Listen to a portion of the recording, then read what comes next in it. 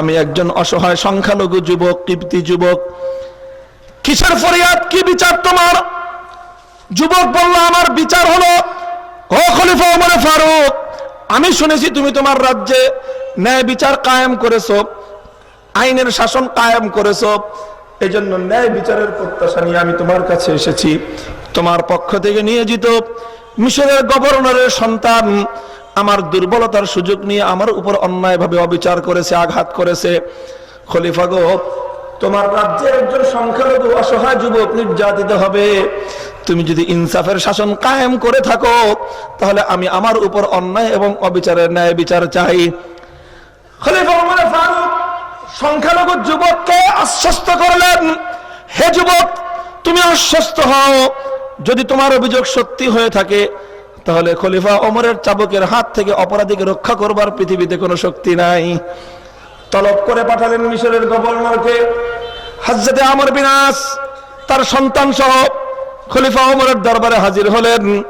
খলিফা ওমর সেই সন্তানকে জিজ্ঞাসা করলেন, গভর্নরের ছেলেকে, ও আমর বিন আসের সন্তান, তোমার বিরুদ্ধে তোমার দেশের একজন সংখ্যালঘু যুবক বিচার দায়ের করেছে, তুমি তার উপর অন্যায়ভাবে অবিচার করেছো। আমি জানতে চাই তোমার বিরুদ্ধে দায়েরকৃত অভিযোগ সত্য না মিথ্যা, আর কোনো কথা নয়। মুহতারাম হাজিরিন, খলিফা ওমরের দরবারে দাঁড়িয়ে সত্য অভিযোগ অস্বীকার করবে এমন বুকের পাটাওয়ালা বাপের সন্তান দুনিয়াতে জন্ম হয় নাই। মিশরের গভর্নরের সন্তান নিজের অন্যায়ের কথা স্বীকার করলো যে হ্যাঁ, আমি সংখ্যালঘু যুবকের উপর অন্যায়ভাবে অবিচার করেছি। সঙ্গে সঙ্গে খলিফা ওমর নিজের হাতের চাবুক সংখ্যালঘু অমুসলিম যুবকের হাতে তুলে দিয়ে বললেন, ও যুবক, তোমার পিঠের উপর গভর্নরের ছেলে যতটা জোরে আঘাত করেছিল, আজ আমি খলিফার উপস্থিতিতে, খলিফার দরবারে সেই গভর্নরের উপস্থিতিতে তার সন্তানের পিঠের উপর তুমি ততটা জোরেই আঘাত করে প্রতিশোধ গ্রহণ করে নাও। এখানে শেষ নয়, এরপরে খলিফা ওমর রাদিয়াল্লাহু তাআলা আনহু মিশরের ওই গভর্নর, যাকে তিনি কিছুদিন আগে রাষ্ট্রের সর্বোচ্চ সম্মান প্রদর্শন করেছিলেন, সংখ্যালঘু যুবতীর হত্যাকাণ্ড বন্ধ করবার কারণে, আজ সেই গভর্নরকে লক্ষ্য করে খলিফা ওমর বলতেছেন, গভর্নর সাহেব, এবারের বিচার তোমার সন্তানের পিঠের উপর দিয়ে গেল, এবারের বিচার তোমার সন্তানের পিঠের উপর দিয়ে গেল।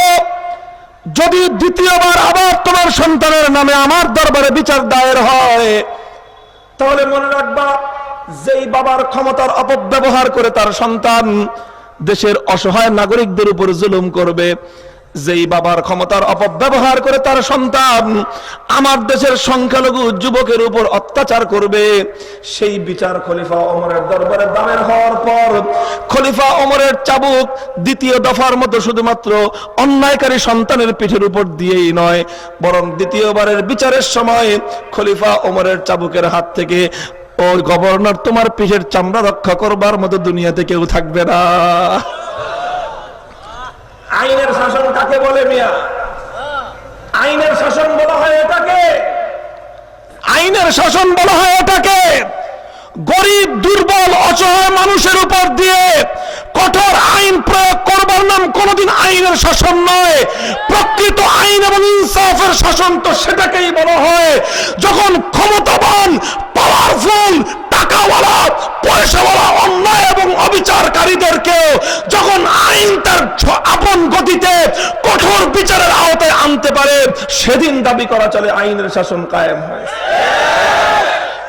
মুহতারাম হাজিরিন, এমন একটি সোনালী সময় যদি দেখতে চাই, ইসলাম ছাড়া, খেলাফতের সোনালী শাসন ছাড়া পৃথিবীতে আর কেউ দিতে পারবে না। সময় লম্বা হয়ে গেছে। আমি যে কথা বলতে চাচ্ছিলাম, সংখ্যালঘুদের অধিকার ইসলামে দিয়েছে কি দেয় নাই? আলহামদুলিল্লাহ। শুধু আল্লাহর পয়গম্বরের হাদিসই নয়, এভাবেই ইসলামের যুগে যুগে ইতিহাস এটাই। আজও যদি আল্লাহর এই জমিনের ইতিহাস তালাশ করেন, আমি তো ওপেন চ্যালেঞ্জ করে বলতে পারবো, যদিও এই কথা অস্বীকার, নির্যাতিত মুসলমানদের জন্য আপনি সে সাহস দেখাতে পারবেন না। আপনি হুঙ্কার ছাড়েন, আপনি হুঙ্কার ছাড়েন, আমার দেশপ্রেমিক সেনাবাহিনীকে আপনি কাজে লাগান, প্রয়োজনে ওআইসি কে ডাক দেন, ওআইসি কে ডাক দেন, মুসলমানদের শাসক গোষ্ঠীরা যদি বারবার নির্যাতিত মুসলমানদেরকে তারা যদি রক্ষা করবার জন্য এগিয়ে আসতে না পারে, তাহলে দেশে দেশে মুসলমানরা তাদের শাসকদের বিরুদ্ধে বিপ্লব করবে। তারপরে জাতিসংঘকে বলেন, জাতিসংঘকে ডাক দিয়ে এনে এই মানবতার বিপর্যয়গুলোকে দেখান, গোটা বিশ্বকে সাথে নিয়ে বারবার মায়ানমারের বিরুদ্ধে বিশ্বব্যাপী অর্থনৈতিক অবরোধ আরোপ করুন। আমাদের বাংলাদেশে চলমান জাতীয় সংসদে বারবার এই গণহত্যার বিরুদ্ধে নিন্দা প্রস্তাব পাশ করুন। কথা ঠিক? তারপরে যদি কাজ না হয়, বার্মার সঙ্গে, সামরিক জান্তার সঙ্গে, অত্যাচারীদের সঙ্গে বাংলাদেশের সমস্ত কূটনৈতিক সম্পর্ক ছিন্ন করুন। এরপরে দেশপ্রেমিক সেনাবাহিনীকে নিয়ে আপনি বসুন। এদেশের উলামায়ে কেরাম ইতিমধ্যে ফতোয়া জারি করে দিয়েছেন। কোরআন হাদিসের ফতোয়া অনুযায়ী বাংলাদেশের উপর আরাকানে নির্যাতিত রোহিঙ্গা মুসলমানদেরকে রক্ষা করবার জন্য জিহাদ করা ফরজে আইন হয়ে গেছে।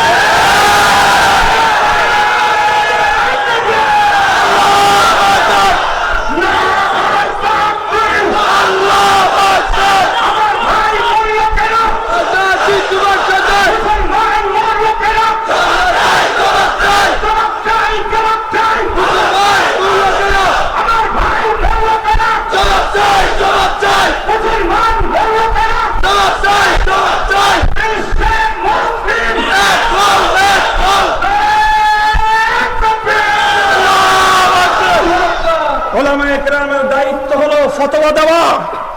উলামায়ে কেরামের দায়িত্ব হলো ফতোয়া দেওয়া। উলামায়ে কেরাম ফতোয়া জারি করে দিয়েছেন বাংলাদেশের জন্য আরাকানের নির্যাতিত মুসলমানদেরকে রক্ষা করবার জন্য জিহাদ করা ফরজে আইন। কথা ঠিক? মুহতারাম হাজিরিন, এই ফতোয়া কার্যকর করবার দায়িত্ব হলো রাষ্ট্রের। উলামায়ে কেরামের এই ফতোয়া বাস্তবায়ন করবার দায়িত্ব হলো দেশের সরকারের। আমরা সরকারকে উদাত্ত আহ্বান জানাতে চাই, পদক্ষেপ গ্রহণ করুন। যদি কোনোভাবেই কাজ না হয়, যেভাবে 1971 সালে বাংলাদেশ হানাদার বাহিনীর জুলুমের কষাঘাত থেকে বেরিয়ে স্বাধীনতা অর্জন করেছিল, আজ আরাকানের নির্যাতিত মুসলমানদেরকে মায়ানমারের নির্যাতনের হাত থেকে মুক্ত করে একটি স্বাধীন আরাকান উপহার দেওয়ার প্রয়োজন। আর যদি সেজন্য আমার দেশের সরকার উলামায়ে কেরামের ফতোয়া অনুযায়ী দেশপ্রেমিক সেনাবাহিনীকে নিয়ে যুদ্ধ এবং জিহাদের ঘোষণা দেয়, উলামায়ে কেরামের হাতে পায়ে হাত নিয়ে, আহমদ শফির হাতে পায়ে হাত নিয়ে জিহাদের ময়দানে যেতে কারা কারা প্রস্তুত? হাত তুলে শপথ করুন।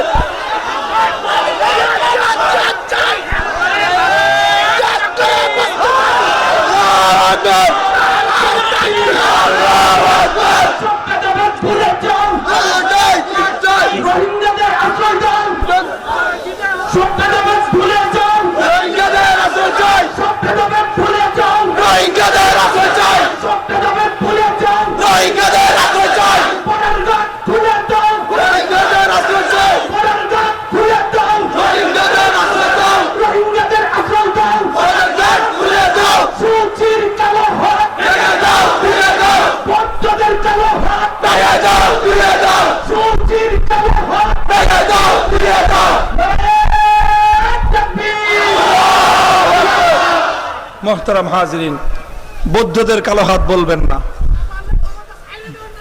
বৌদ্ধদের কালো হাত বলবেন না। এটা একটা ধর্মীয় একটা পরিচয় চলে আসে। আল্লাহ কবুল করেন ইনশাআল্লাহ।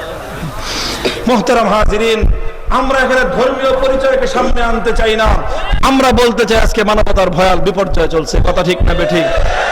কাজেই সরকার এবং গোটা বিশ্ব মানবতার প্রতি আমরা আহ্বান করব, এই ভয়ঙ্কর বর্বরতার বিরুদ্ধে যেন বিশ্ব মানবতা রুখে দাঁড়ায়। কথা ঠিক না বেঠিক? যদি কেউ কিছু না করে তাহলে জানি না কি অবস্থা হবে। আমি শুধু এতটুকু আমার ব্যক্তির, আমার নিজস্ব আবেগ প্রকাশ করতে চাই। আমার নিজস্ব আবেগ আমি প্রকাশ করতে চাই।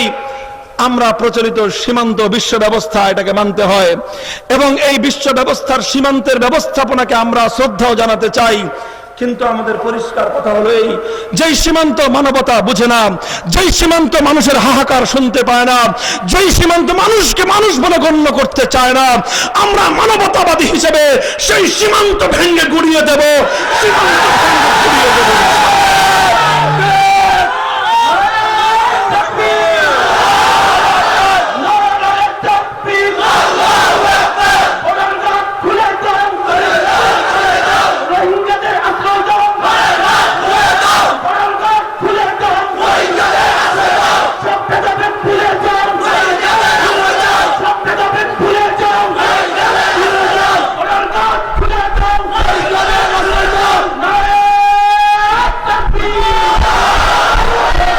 আল্লাহ পাক রব্বুল আলামিন আমাদের এই চেতনা, আমাদের এই জজবাকে আল্লাহ পাক কবুল করেন এবং নির্যাতিত মানবতাকে আল্লাহ পাক রব্বুল আলামিন জুলুমের হাত থেকে হেফাজত করেন।